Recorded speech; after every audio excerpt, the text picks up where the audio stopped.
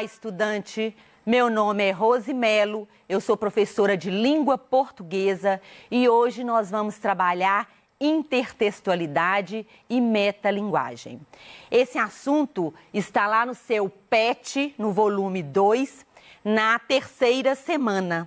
Tá? Na primeira semana e na segunda semana do seu PET, volume 2, você vai trabalhar coesão e coerência. E essas duas aulas já foram, nós trabalhamos esses temas, né, no dia 8/6. Então, volte lá nas aulas, elas estão disponíveis para vocês. Reveja a aula, faça os exercícios da aula para você fazer os exercícios do seu PET. Tá bom? Então vamos lá, hoje nós vamos ver sobre intertextualidade e metalinguagem. Metalinguagem também nós já vimos lá quando nós vimos variações linguísticas. Variações linguísticas que nós vimos no dia 18/5. Então, para vocês verem que tudo, uma aula tem a ver com a outra. Né? Mas as aulas estão disponíveis, é só você voltar, assistir, fazer os exercícios e fazer os exercícios do PET, tá? Então, nós vamos ver um pouquinho hoje sobre intertextualidade e metalinguagem. Então, eu começo perguntando com uma interrogação. O que é intertextualidade? Esse nome enorme, né? Mas o nome já nos dá uma dica, nós vamos trabalhar com texto. Né? Textualidade. E aí na palavra antes tem o prefixo, né? O prefixo inter. E o que quer dizer inter? Quer dizer entre. Então é entre textos. O que é intertextualidade? É um diálogo de um texto com outro. É como os textos se conversam, né? E aí nós vamos ver aqui agora um exemplo muito claro, né, para ficar definido aqui para você o que é intertextualidade. Então, olha aqui o que nós temos nessa primeira figura. Nós temos aqui uma figura dos Simpsons, né, passando aqui numa avenida. E aí, o que essa imagem nos remete? Remete a esta outra imagem aqui. E o que essa imagem aqui? O Simpsons está fazendo uma referência à capa do disco dos Beatles. Né? Olha só para você ver, nos mínimos detalhes. Aqui nós temos o Fusca, olha o Fusca ali também. Tá? Então, quando nós falamos em intertextualidade, que é o diálogo entre textos, então vamos só voltar. O que é texto? Texto é o ato de comunicar. Tudo que consegue transmitir uma mensagem, consegue fazer uma comunicação, onde há uma comunicação entre interlocutores, chama-se texto. Então, essa intertextualidade aqui é de imagens, né? Por quê? Porque o texto pode ser através de pinturas, através de palavras, é o que nós chamamos da linguagem verbal e a não verbal. E aqui nós estamos vendo através de uma imagem. É um texto conversando com o outro. Então, se você tira aqui essa imagem da capa do disco dos Beatles, você logo lembra. Por quê? Olha as pessoas vestidas, né? Olha os detalhes, vestidas da mesma cor. Olha a posição da perna de cada um. Então, mas para isso, você precisa de ter um conhecimento de mundo, né? Você precisa conhecer que aqui é a capa. Você precisa conhecer a capa do disco dos Beatles para fazer esse diálogo, para fazer essa intertextualidade. Vamos ver outro aqui. Aqui nós temos num poema, né? Então, aqui nós temos num poema onde é a canção do exílio. Nosso céu tem mais estrelas, nossas várzeas têm mais flores, nossos bosques têm mais vida, nossa vida mais amores. É de Gonçalves Dias. Quando você lê esse poema, você lembra do quê? Do hino nacional. Né? Olha só, Do que a terra mais garrida, teus risonhos lindos campos têm mais flores. Nossos bosques têm mais vida, nossa vida no teu seio mais amores. Então, quando o autor do hino nacional foi compor o hino nacional, de que ele lembrou? Ele lembrou da canção do exílio. Então, o hino nacional tem uma intertextualidade, né, com a canção do exílio, porque ele faz uma referência. Então, no primeiro verso aqui, né, tá na íntegra. E o segundo tem uma adaptação. Então, você vê que está até entre aspas, né? Então, intertextualidade é essa relação que estabelece entre os textos. Nunca um texto, ele é todo original. Sempre num texto, quando você está lendo ou quando você está escrevendo, você remete a um outro autor, a um outro texto. Então, você faz a intertextualidade, o diálogo entre os textos. Aqui nós temos uma pintura, né, famosíssima, da Mona Lisa. E a Mona Lisa foi, assim, intertextualidade de tudo quanto foi jeito. Eu trouxe alguns exemplos, olha só para você ver. Então, você vê a mão dela, olha o cabelo, são as características, né, desse quadro. Olha lá, aqui é da história em quadrinhos, né, a Mônica, olha só, olha a mão dela, olha o cabelo, olha o fundo. Então, quando você vê esse quadro da Mônica, você não precisa nem de estar vendo da Mona Lisa, que te remete à Mona Lisa na hora, por causa dos elementos, né? Aqui você tem a Mona Lisa fazendo compras, olha só, no supermercado, olha a mão dela no carrinho, olha os detalhes. Aqui você tem a Mona Lisa na atualidade, né? A Mona Lisa de máscara, nós não estamos usando máscara, então a Mona Lisa nos tempos atuais, né, da Covid-19. Aqui nós temos do filme, né, do desenho Os Simpsons. A Mona Lisa tomando vinho e a Mona Lisa tirando uma selfie. Então, são pinturas que, se você não estiver vendo o quadro, você lembra, né? Te remete ao quadro original da Mona Lisa. E por que isso? Por causa dos detalhes. Mas, para isso, você precisa ter um conhecimento prévio, ter um conhecimento de mundo. Você precisa conhecer a obra, né? Você estudado sobre a obra, sobre a pintura, o quadro Mona Lisa. Então, aqui nós temos uma intertextualidade na pintura, porque a pintura nos transmite, é um texto, né? Aqui nós podemos interpretar através dos detalhes e dos elementos que tem na pintura. Nós podemos ter dois tipos de intertextualidade, que é a explícita e a implícita. Então, a explícita é aquela onde há elementos que nos leva vamos lá, quando você tem um texto que tem uma intertextualidade explícita, é o que está claro ali. Então, é mais fácil para você identificar. Que nos leva, essa era a palavra que eu tinha esquecido, nos leva a identificar qual é essa informação, qual é essa intertextualidade, né? Então, explícita é facilmente identificada pelos leitores. Por quê? Porque ela apresenta elementos, diferente da intertextualidade implícita, né? Porque a implícita é aquilo que está escondido, que está entre linhas, ela vai... vamos ver assim, o leitor, ele precisa de ter mais conhecimento de mundo para ele fazer essa interpretação. Então, aqui nós temos uma propaganda da Hortifruti. Olha só a propaganda. Horta de elite. Se não for Hortifruti, pede para sair. Aqui nós temos uma intertextualidade com o quê? É uma propaganda com a intertextualidade, ela está dialogando, né, com o filme Tropa de Elite. Mas para você saber, para o leitor saber que tem um diálogo com o filme, ele precisa ter assistido o filme, né? Agora vamos ver quais os elementos. Por que é uma intertextualidade explícita? Olha só, primeiro que já fala lá, horta de elite, né? Segundo, que olha o tomate, a característica do tomate. E terceiro, pede para sair.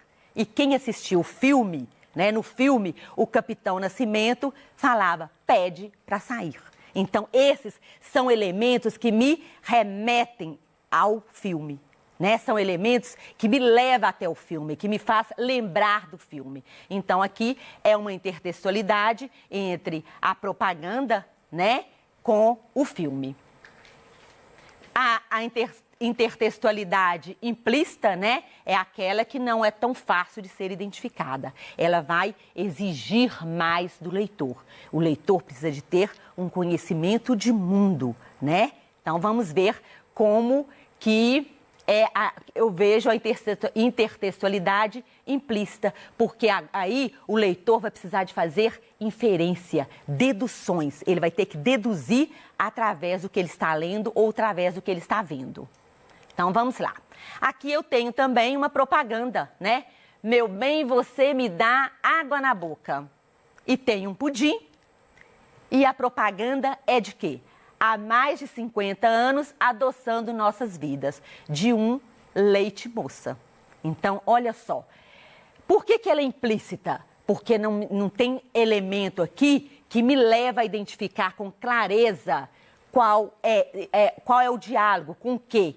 Mas para quem conhece, para quem tem um conhecimento de mundo, ele vê aqui que meu bem, você me dá água na boca, está fazendo referência ao quê? A música Mania de Você, de Rita Lee, da cantora Rita Lee. Então, tudo, vocês viram que tem uma cópia, tem um diálogo, né? Nunca pode ter plágio, tá, gente? Mas essa intertextualidade é uma conversa entre os dois textos. E aqui conversou a propaganda com a música da Rita Lee.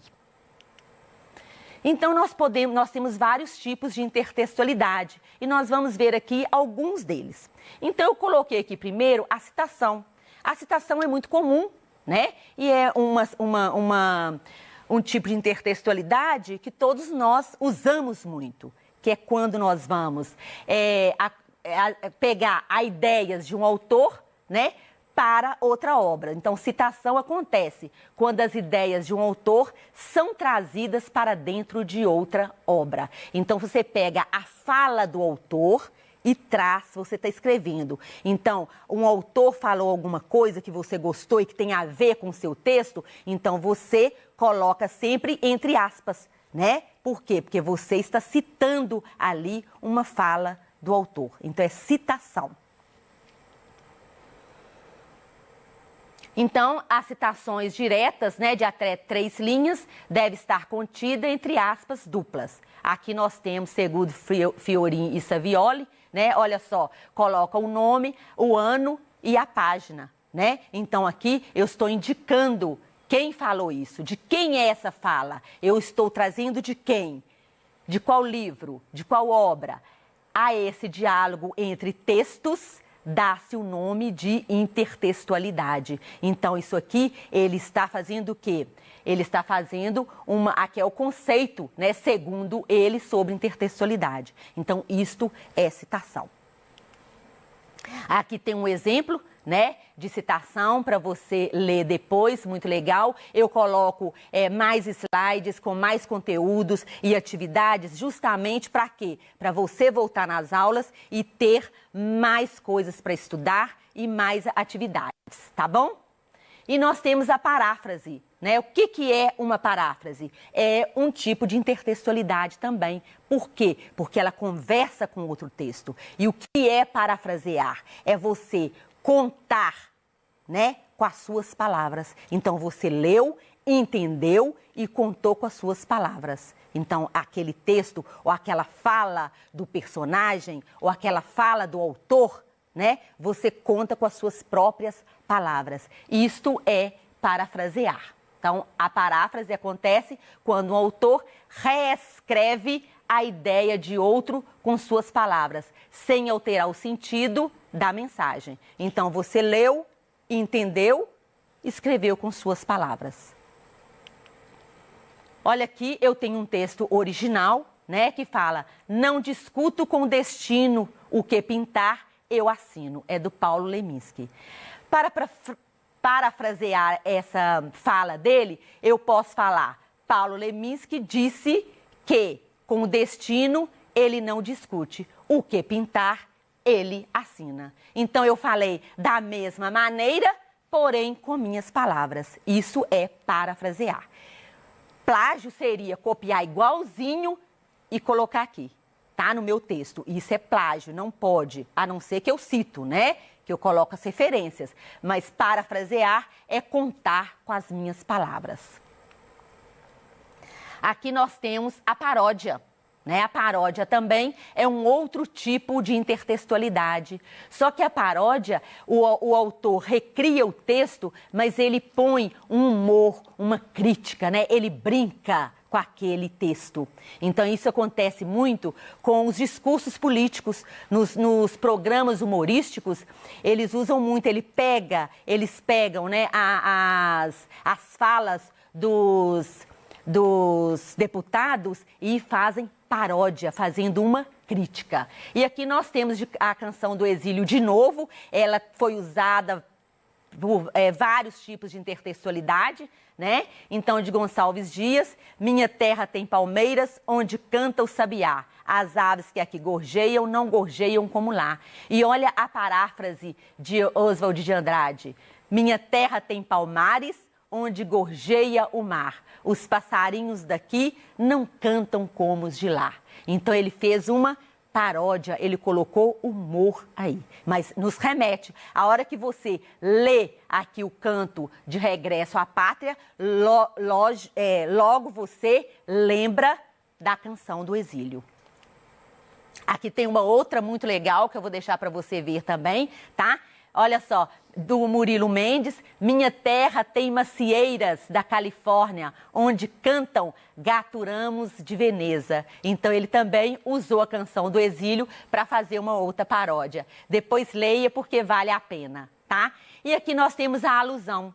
A alusão é mais difícil da gente, do leitor, identificar. Por quê? Porque a alusão é uma menção. É bem sutil. Você precisa ler com muita atenção e interpretar.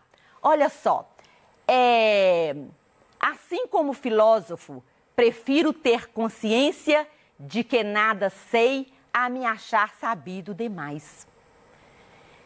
Onde que teve a intertextualidade? Olha só, é tão sutil, o leitor precisa saber e conhecer a frase do filósofo Sócrates, que é: só sei que nada sei. Se ele não souber que existe essa frase do filósofo, ele não vai saber aqui em cima nem quem é o filósofo e nem onde está a intertextualidade. Então, a alusão, ela é bem sutil. Aqui eu tenho um outro exemplo de alusão, né, para você ver também. E aqui um pouquinho sobre metalinguagem. Metalinguagem nós já vimos em função da linguagem. Então, intertextualidade, conversa entre textos. Metalinguagem é o código falando dele próprio. E meta significa, meta é um prefixo grego que dá a ideia de segundo, de acordo. Então, metalinguagem é a linguagem falando de si mesma. É um filme discutindo a arte de fazer um filme. É um livro sobre a arte de escrever o próprio livro. É a música sobre a composição de música. Então, vamos relembrar lá na aula das funções da linguagem, que foi trabalhado, que nós vimos no dia 1º/6, volte lá nessa aula e veja funções de linguagem. Olha o exemplo aqui. Aqui nós temos o cinema, né, Paradiso, que foi de 1988. É a metalinguagem estado emotivo. Por que é uma metalinguagem? Porque o filme é comovente, inesquecível, homenagem ao cinema e a todos os seus amantes. Então, é um cinema, é um filme falando de cinema. Então, aqui houve uma metalinguagem. Aqui nós temos uma metalinguagem na propaganda. Por quê? Porque aqui nós temos uma publicidade, né? Falando, no anúncio aqui acima, temos a publicidade que fala dela própria. Olha só, cruzamos diariamente a Zona Sul. Esse público interessa para você?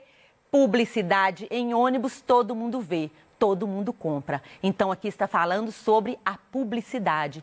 Usou o anúncio, a publicidade, para falar de publicidade. Isto é metalinguagem, é o código falando sobre ele mesmo.